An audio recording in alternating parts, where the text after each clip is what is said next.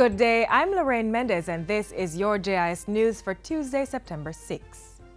Minister of Science, Energy and Technology Dr. Andrew Wheatley has set up an electricity and telecommunications task force to investigate the root causes of problems being experienced by two major utility companies.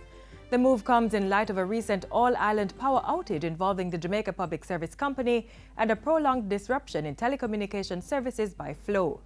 Minister Wheatley says disruptions in services cannot go unchecked as the country's focus on growth and job creation depends on a reliable power grid and robust communications.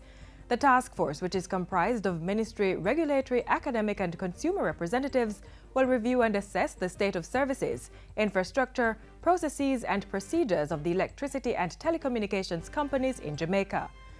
The team has been given 6 months to submit a comprehensive report that will form the basis of policy decisions and actions. Meanwhile, the Technology Ministry should be in receipt of a full report from Flow by this Thursday. Minister Wheatley received a preliminary report on Monday following the September 2 and 3 disruptions in Flow's internet and voice services.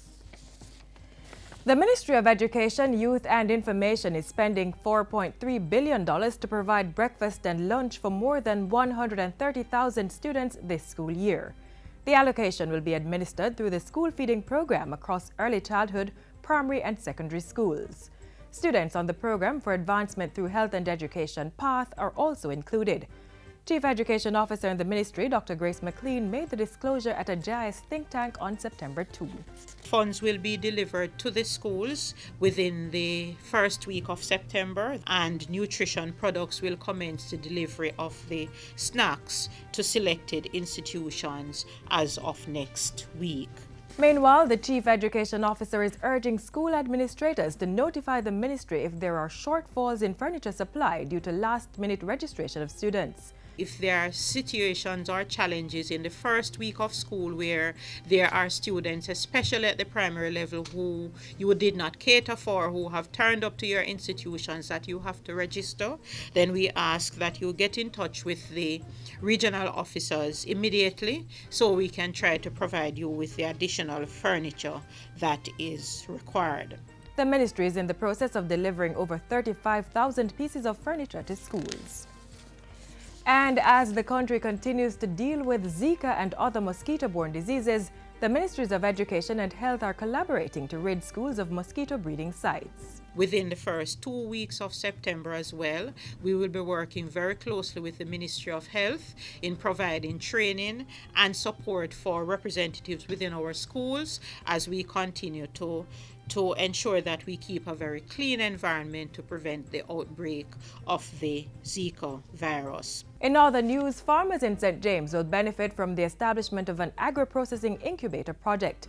The $20 million facility is being constructed under the Rural Economic Development Initiative READY project through funding from the World Bank. Implementing partner, the Jamaica Social Investment Fund, says the plant will be completed in September with operations to begin in January 2017. Minister without portfolio in the Ministry of Agriculture, J.C. Hutchinson, says the facility brings to 7 the number of agro-processing plants across the island. These incubators are ones which are HACCP certified.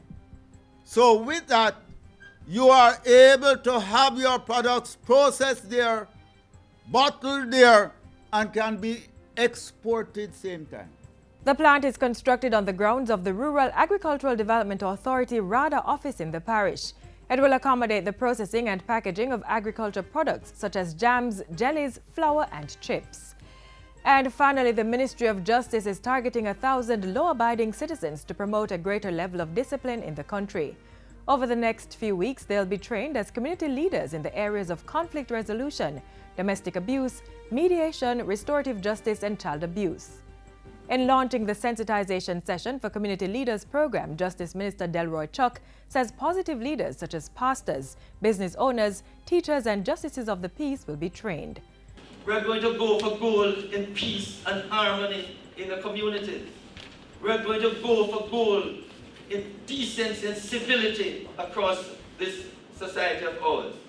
And we must go for gold, for good order and improved behavior in every community. The sensitization session will be conducted across the country under the Justice Undertakings for Social Transformation JUST program. And that's it for JIS News today. I'm Lorraine Mendez. Thank you for watching.